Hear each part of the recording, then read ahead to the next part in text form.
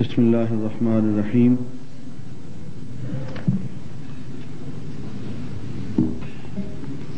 ایک غلط فہمی جس میں کہ اہل دین بھی مبتلا ہیں وہ یہ ہے کہ یہ دین اور دنیا دو الگ الگ چیزیں ہیں، اور دین کو بنانا ہو تو دنیا کا ستیہ ناش کرنا ضروری ہے، اور دین کو اپنانے سے دنیا کا کھانا خراب ہو جاتا ہے، اور دنیا اختیار کی جائے تو دین چھوڑنا پڑتا ہے۔ ان دونوں کو اکٹھے نہیں چلایا جا سکتا۔ اور پھر نماز، روزہ، حج، زکوٰۃ یہ گھریلو قسم کی چیزیں ہیں، انفرادی عبادات ہیں، ان کا اجتماعی زندگی سے کوئی تعلق نہیں۔ نماز کا تجارت سے کوئی تعلق نہیں، روزے کا ہمارے کاروبار سے کوئی واسطہ نہیں، زکوٰۃ کا یا حج کا ہمارے پیشے سے کوئی تعلق نہیں۔ عزیزان گرامی، یہ بات غلط ہے۔ وہ نماز جو ہمیں رزق حلال تک نہیں پہنچاتی، وہ نماز ناقص ہے۔ وہ نماز جو معاشی اور معاشرتی زندگی میں ہمیں حرام سے نہیں بچاتی، اس نماز کا اس پہ اعادہ نظر کرنے کی ضرورت ہے، پھر سے غور کرنے کی ضرورت ہے، اس میں کوئی کمی رہ گئی۔ اب دیکھیے ایک آیت آ رہی ہے سورہ ہود میں، اس پہ آپ ذرا غور فرمائیں۔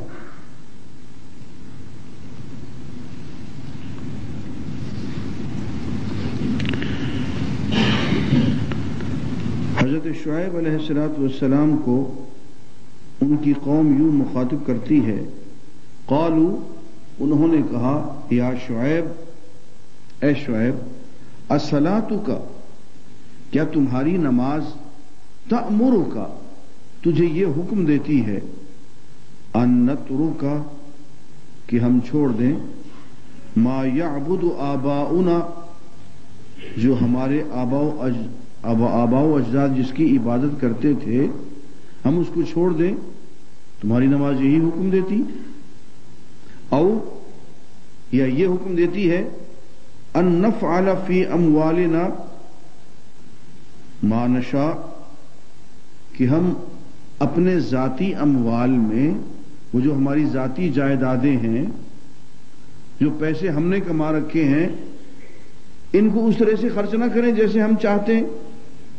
یہ اچھی ہے تمہاری نماز جو ہمیں ہماری جائیدادوں پہ تصرف کا حق ہی نہیں دیتی، پیسے ہمارے، جائیدادیں ہماری، اور نماز تمہاری یہ کہتی ہے کہ یوں خرچ نہ کرو، یوں خرچ کرو، یوں نہ کماؤ، یوں کماؤ۔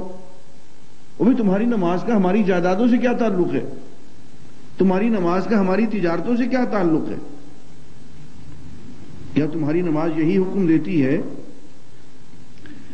کہ ہم جس طرح سے چاہیں اپنی جائیداد میں تصرف کرنا چھوڑ دیں، اور اپنی جائیداد میں کہ کس طرح سے خرچ کریں، کس طرح سے خرچ نہ کریں،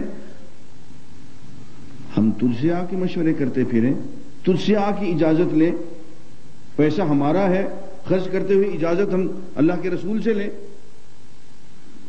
تو عزیزان گرامی، یہ خناس، اس کو سیکولرزم کہا جاتا ہے، اس کو لاطینیت کہا جاتا ہے۔ یہ حضرت شعیب کی قوم میں بھی پایا جاتا تھا۔ وہ کہتے تھے کہ نماز پڑھو، لیکن نماز کا تعلق عبادت گاہ تک ہے، اس کا اثر بھی عبادت گاہ تک ہونا چاہیے۔ یہ کیا نماز ہوئی جو ہماری تجارت میں آن گھستی ہے؟ یہ کیا نماز ہوئی جو ہماری سیاست میں آن گھستی ہے، ہمارے ووٹوں میں آن گھستی ہے، کبھی ہمارے ایوان میں، کبھی ہماری عدالت میں، کبھی ہمارے چیمبر آف کامرس میں آن گھستی ہے؟ اپنی نماز کو وہاں سنبھال کے رکھو، اپنی مسجد تک باہر کیوں لاتے ہو؟ عزیزان گرامی، اس ذہنیت کو سیکولرزم کہتے ہیں. وہ نماز جو کہ پوری زندگی پہ نہیں چھا جاتی، پوری زندگی کا جو نماز احاطہ نہیں کر لیتی، وہ نماز ناقص ہے. دیکھیے ایک شاعر کیا خوب کہتا ہے کہ میرا کمال شعر بس اتنا ہے اے جگر، وہ مجھ پہ چھا گئے میں زمانے پہ چھا گیا. اس نماز کو اور نماز کے رب کو پوری شخصیت پہ چھا جانا چاہیے، پوری زندگی پہ چھا جانا چاہیے. وہ مجھ پہ چھا گئے میں زمانے پہ چھا گیا. پھر یہ فرق کرنا کہ نماز کا تعلق صرف مسجد سے ہے، مسجد سے باہر عدالت سے نہیں ہے، تجارت سے، دکان سے، سیاست سے، سیکریٹریٹ سے نہیں ہے، یہ عقیدہ غلط ہے میرے دوستو. اسی کو سیکولرزم کہتے ہیں. دین میں اصل بات جو سمجھنے کی ہے وہ ہے جو 3-4 دن پہلے میں نے قرآن مجید کی یہ آیت پڑھ کے سنائی تھی کہ قل یا اہل الکتاب، اے نبی صلی اللہ علیہ وسلم ان اہل کتاب کو اور ان کے مشائخ کو، ان کے احبار کو، رہبان کو یہ بات سمجھا دو کیا کہ لستم علی شیء، تمہاری کوئی حقیقت نہیں، حتی تقیم التوراۃ والانجیل وما انزل الیکم من ربکم، یہاں تک کہ تم نافذ کرو، قائم کرو تورات کو، انجیل کو اور اس قرآن کو جو تم پہ نازل کیا گیا. جب تک کہ اس کو تم اپنی اجتماعی زندگی پہ نافذ نہیں کرتے ہو تمہاری کوئی حقیقت نہیں. تمہارے حق، تمہارے مراقبے، تمہاری مجلسیں، تمہارے واعظ کوئی قیمت نہیں رکھتے ہیں اگر ان کا ہدف اللہ کے دین کو نافذ کرنا نہیں ہے.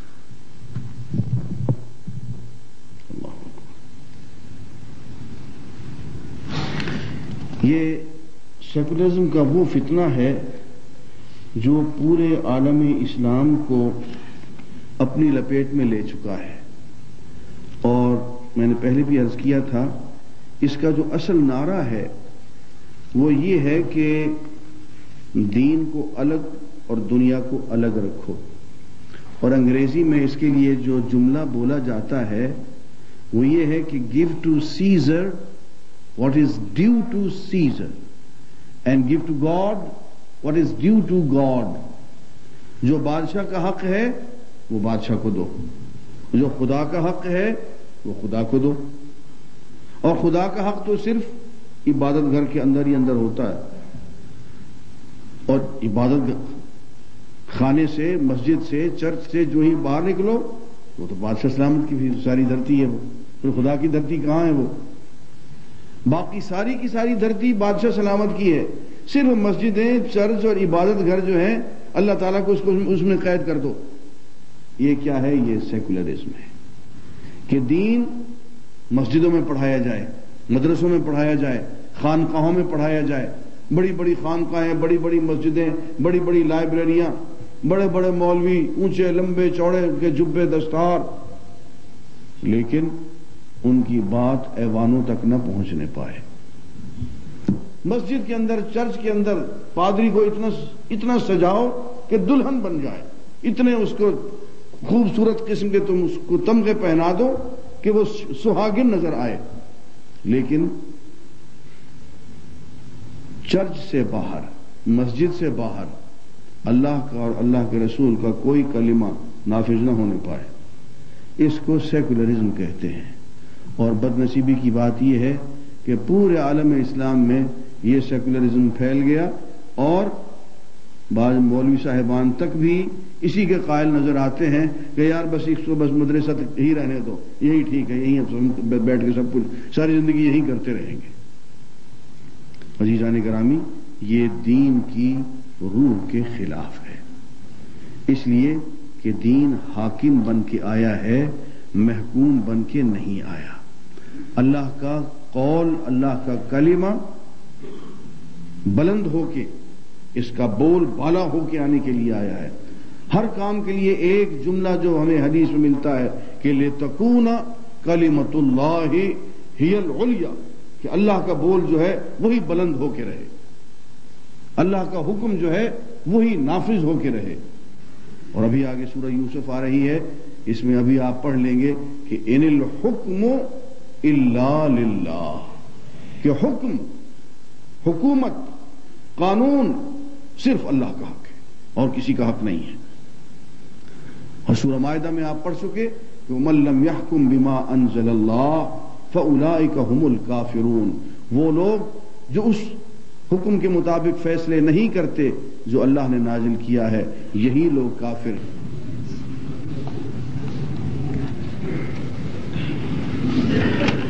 بسم اللہ الرحمن الرحیم. سورہ یوسف کا ہم مطالعہ کر رہے ہیں. قرآن مجید میں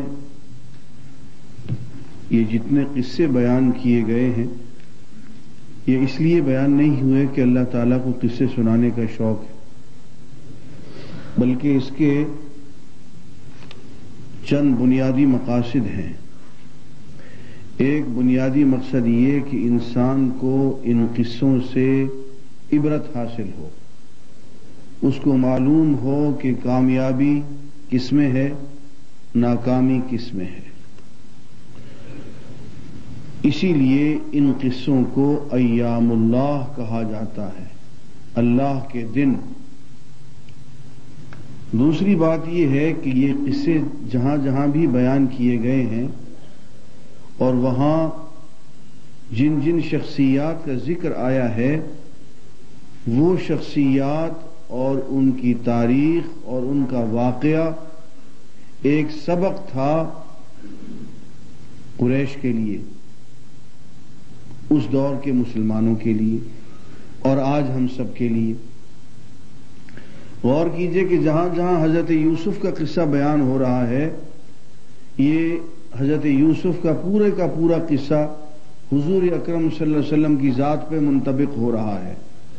حضرت یوسف پہ جو جو زیادتیاں کی گئیں، ان کو مارا گیا، ان کو پریشان کیا گیا، ان کو بھوکا پیاسا رکھا گیا، ان کو اپنے شہر سے، گھر سے نکالا گیا، بالکل یہی کا یہی سلوک حضور اکرم صلی اللہ علیہ وسلم کے ساتھ کیا گیا. اور برادران یوسف نے جو جو سلوک حضرت یوسف کے ساتھ کیا اور برادران یوسف کا جو جو انجام ہوا، بتایا جا رہا ہے کہ اے اہل مکہ کچھ ہی عرصے میں تمہارا یہی انجام ہوگا. اور آپ نے دیکھ لیا کہ جس وقت مکہ فتح ہوا تو حضور اکرم صلی اللہ علیہ وسلم نے حضرت یوسف کا نام لیا اور فرمایا کہ الیوم اقول کما قال اخی یوسف، آج میں وہ بات کہتا ہوں جو میرے بھائی یوسف نے کہی تھی. حضرت یوسف نے کیا کہا تھا جب بھائی آ گئے معافی مانگنے کے لیے؟ کہا لا تثریب علیکم اليوم. ابھی آپ پڑھیں گے آگے سورہ یوسف میں، یوسف نے کہا تھا جاؤ تم پہ کوئی گرفت نہیں، جاؤ میں تمہیں معاف کرتا ہوں. تو حضور اکرم صلی اللہ علیہ وسلم نے کہا کہ فرمایا کہ جو کچھ میرے بھائی یوسف نے کہی تھی جو بات، وہی بات آج میں تم سے کہتا ہوں. جب سب کے سب گرفتار ہو کے سامنے کھڑے ہوئے تھے اور حضور نے پوچھا کہ میں جانتے ہو تم سے کیا سلوک کرنے والا؟ تو انہوں نے کہا اخن کریم وابن اخن کریم، تو کریم بھائی ہے، عزت والا بھائی ہے، بزرگ بھائی ہے اور بزرگ بھائی کا بیٹا ہے، تجھ سے ہم کرم کی توقع رکھتے ہیں. تو پھر آپ نے فرمایا کہ میں وہ بات کہتا ہوں جو میرے بھائی یوسف نے کہی تھی کہ جاؤ میں تم سب کو معاف کرتا ہوں، تم سب آزاد ہو، تم پہ کوئی گرفت نہیں. تو یہاں صاف پتہ چل رہا ہے کہ یہاں برادرانی یوسف کا جو قصہ بیان ہو رہا ہے وہ اہل مکہ کا قصہ ہے، اور سیدنا یوسف کا جو قصہ بیان ہو رہا ہے وہ حضور اکرم صلی اللہ علیہ وسلم کا قصہ بیان. ایسے ہی قرآن مجید میں جہاں جہاں حضرت موسیٰ کا قصہ بیان ہوا، جہاں حضرت ابراہیم کا قصہ بیان ہوا، جس نبی کا بھی قصہ بیان ہوا، آپ ذرا غور سے پڑھیں تو آپ کو اس میں حضور اکرم صلی اللہ علیہ وسلم کی شخصیت اور حضور کی سیرت اور حضور کی تاریخ نظر آئے گی. تو اس اعتبار سے اگر آپ دیکھیں تو پورے قرآن مجید میں تمام انبیاء کے قصے جہاں جہاں بیان ہوئے ہیں وہ حضور کی سیرت بیان ہو رہی ہے. سورہ یوسف میں ہم یہ دیکھتے ہیں کہ حضرت یوسف ایک خواب دیکھتے ہیں اور یہ خواب اپنے والد کو حضرت یعقوب کو سناتے ہیں. حضرت یعقوب یوں کہتے ہیں کہ یا بنی لا تقصص رؤیاک علی اخوتک، میرے بیٹے یہ خواب اپنے بھائیوں کو نہ سنانا. فیکیدوا لک کیدا، وہ تیرے خلاف پھر چالیں چلیں گے. ان الشیطان للانسان عدو مبین، شیطان انسان کا کھلا دشمن ہے. اب یہاں اس آیت سے یہ ہے تو قصہ، لیکن دیکھیں کتنے مسائل یہاں اس میں مستنبط ہو جاتے ہیں. حضرت یعقوب جو کہ باپ ہیں، اپنے بیٹوں کے بارے میں دوسرے بیٹے سے کہہ رہے ہیں کہ ان کو یہ خواب نہیں سنانا اور ان سے بچ کے بھی رہنا. یہ تیرے خلاف چالیں چلیں گے، تیرے خلاف حسد کریں گے، تجھے ستائیں گے. اب یہ تو غیبت ہو گئی. غیبت ہو گئی نا؟ نہیں ہوئی. اس لیے کہ اگر آپ سے کوئی شخص یہ مشورہ طلب کرے کہ بھائی میں فلاں آدمی کے ساتھ مشترکہ کاروبار کرنے لگا ہوں، اور آپ کو پتا ہو کہ یہ آدمی پرلے درجے کا بے ایمان ہے، تو بتا دینا چاہیے کہ میرے بھائی اس کے ساتھ کاروبار نہ کر، یہ دیانتدار آدمی نہیں ہے. یہ غیبت نہیں ہوگی. اگر آپ سے مشورہ مانگا جائے، زبان کا چٹخارا لینے کے لیے آپ کہیں کہ فلاں آدمی بے ایمان ہے، تو یہ غیبت ہو جائے گی. غیبت کی تعریف کیا ہے؟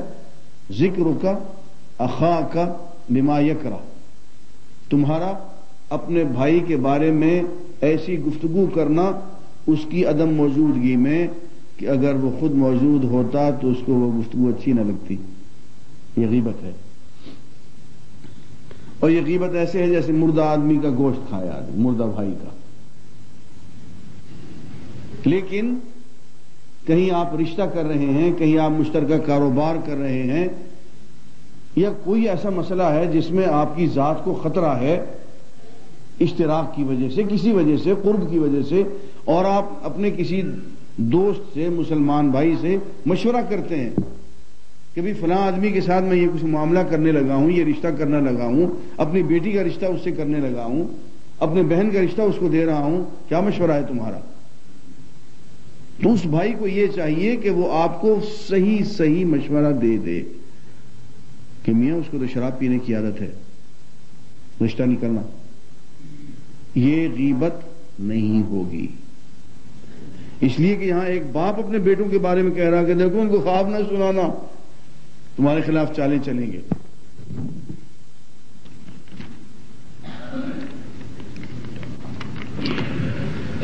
سورہ یوسف کے اندر ہی نفس امارہ کا ذکر آ رہا ہے. حضور اکرم صلی اللہ علیہ وسلم نے ارشاد فرمایا، تمہارا ایسے دوست کے بارے میں کیا خیال ہے کہ ہو تو تمہارا دوست، لیکن جب تم اس کی خوب عزت کرو، خوب اکرام کرو، خوب کھلاؤ، خوب پلاؤ، خوب پہناؤ، تو وہ تمہیں ذلیل کر دے. اور جب اس کو بھوکا رکھو، پیاسا رکھو اور دبا کے رکھو تو ٹھیک ہو جائے. تو صاحب نے کہا یا رسول اللہ اس سے زیادہ ذلیل اور دوست کون ہوگا؟ آپ نے کہا یہی تمہارا نفس ہے جو تمہارے پہلو میں ہے. اس کو جتنی لفٹ کراؤ گے، جتنا کھلاؤ گے، پلاؤ گے، پہناؤ گے، خوش رکھو گے، یہ تمہیں اتنا ہی ذلیل کرتا چلا جائے گا. اور جتنا اس کو دبا کے رکھو گے بھوک پیاس کے عالم میں، یہ اتنا تمہارے کام آئے گا. یہ کیا ہے؟ یہ نفس امارہ ہے. اور حضرت یوسف، سورہ یوسف میں ہم پڑھتے ہیں حضرت یوسف یوں کہہ رہے ہیں، وما ابرئ نفسی، میں اپنے نفس کو بری قرار نہیں دیتا، ان النفس لامارۃ بالسوء، یہ نفس جو ہے یہ تو برائی پہ اکسانے والا ہے، برائی کا حکم دینے والا ہے. تو یہ نفس کا ایک درجہ ہے، باقی دو درجے آپ کو